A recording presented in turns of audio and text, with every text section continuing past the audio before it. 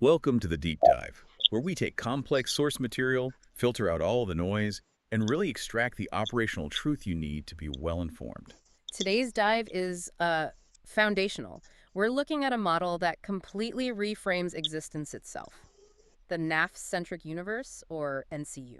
And the core idea here is that reality, consciousness, even our own psychological struggles are all just parts of a massive, perfectly calibrated governance system. Exactly, a system designed for one purpose, the development of you, the cognitive agent. That is a staggering idea.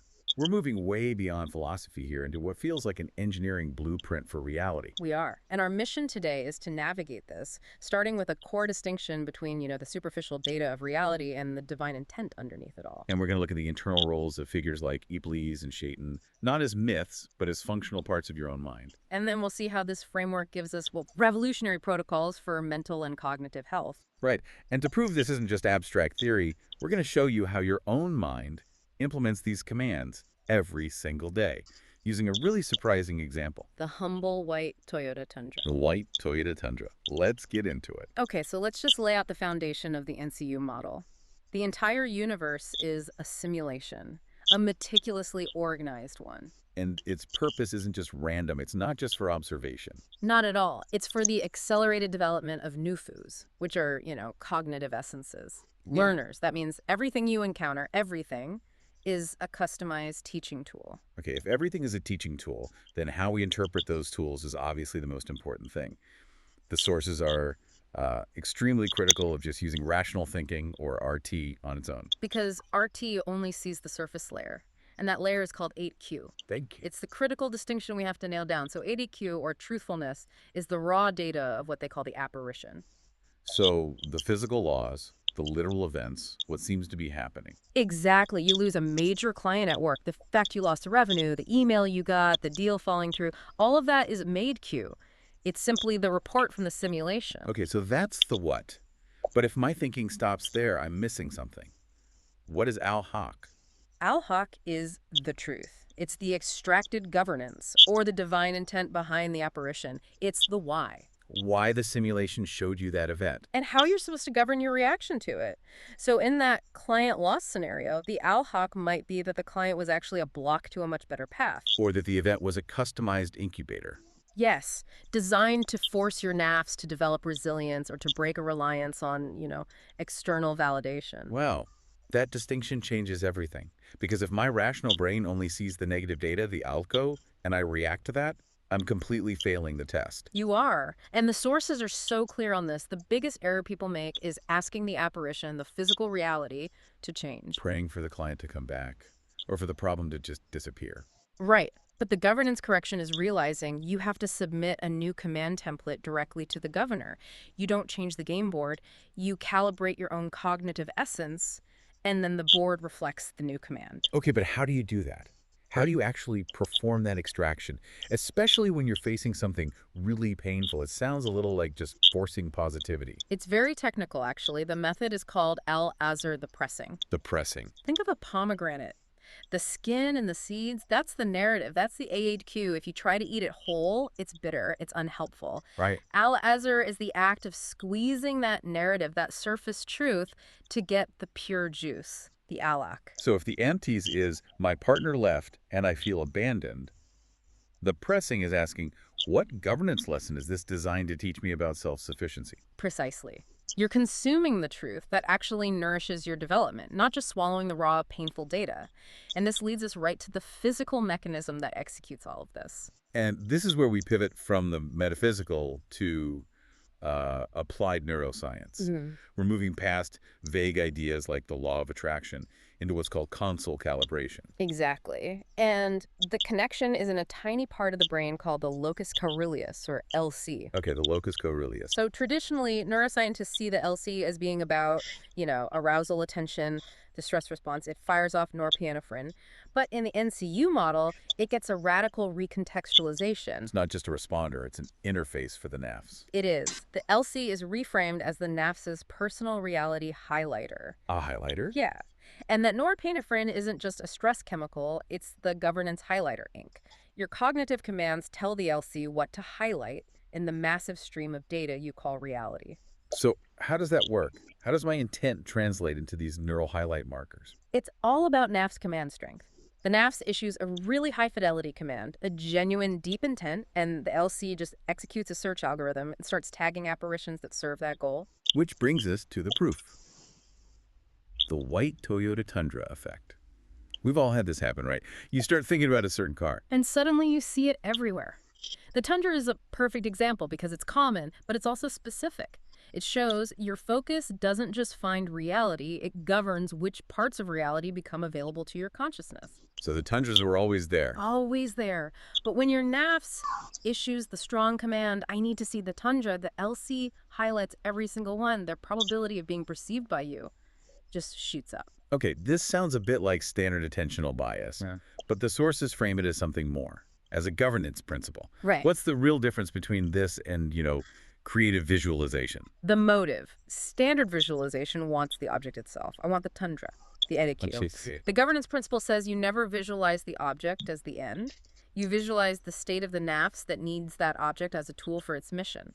The goal is never the truck. The truck is just a highlighted path to get the NAFs where it needs to go. So to issue these high-fidelity commands, the NAFs first needs to understand its own internal setup. And that is perfectly mapped in the story of Adam, the original template for the human assignment. So we're moving Adam's story from like a historical tale to an operational map of our own minds. Who is Av here? Adam is the general template, the entity that accepted the governance assignment. But Insan is the functioning realization of that template. That's you, the specific entity designed to be guidable. But the mission has resistance built in. It has to, and that resistance comes from two distinct internal counterparts, Iblis and Shaitan. And these aren't external demons. No, purely functional internal components. Iblis is the Zaj, the counterpart of the Nafs. It's your built-in internal flaw, your fundamental bias. It's generated by what's called Nar, which is the dim light of your own rational thinking when it gets inflated and cuts itself off from guidance. So Iblis is my own flawed, arrogant logic.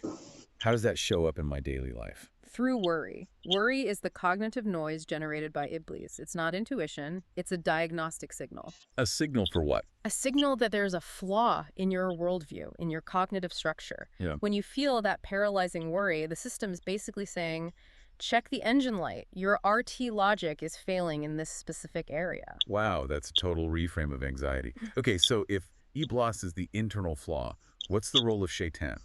Shaitan is a disposition. It's an energy field that's generated by your own susceptibility to blocking divine guidance.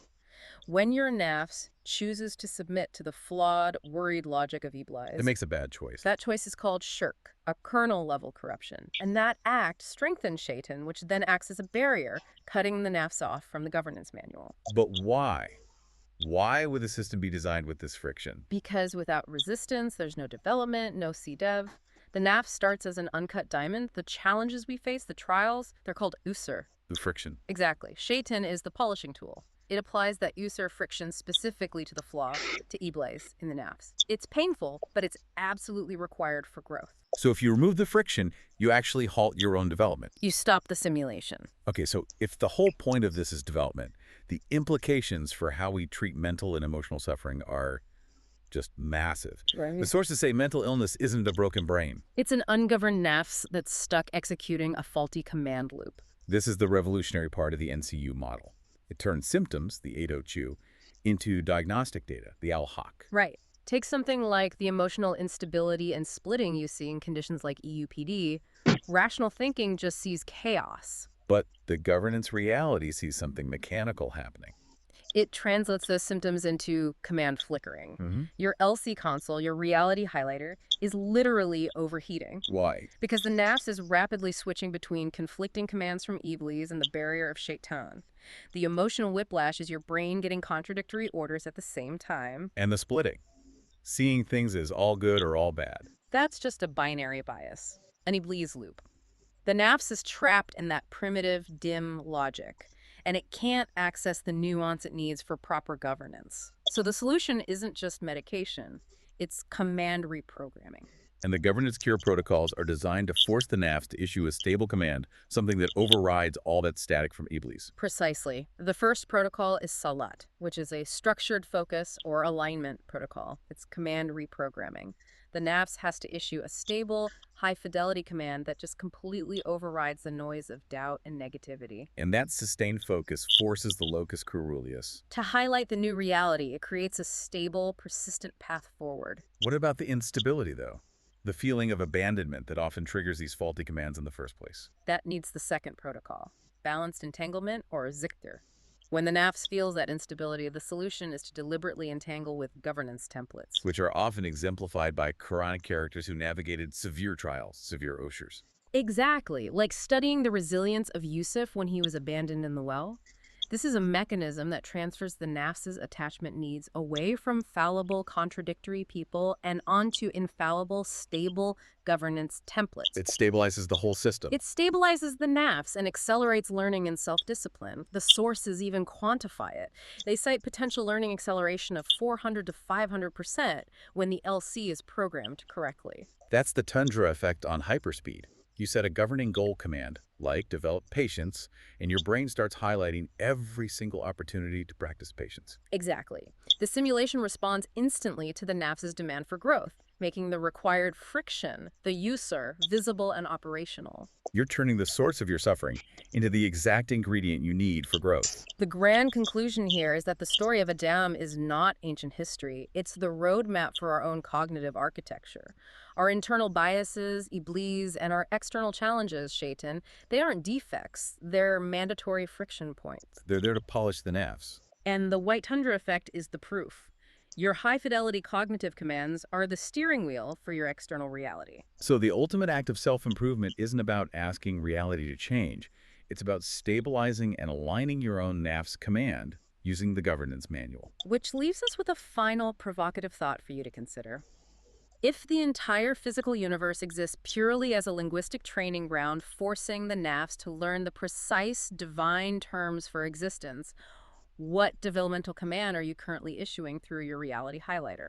And is that command expressed in the precise terminology of governance or just the flickering, dim illumination of rational thinking?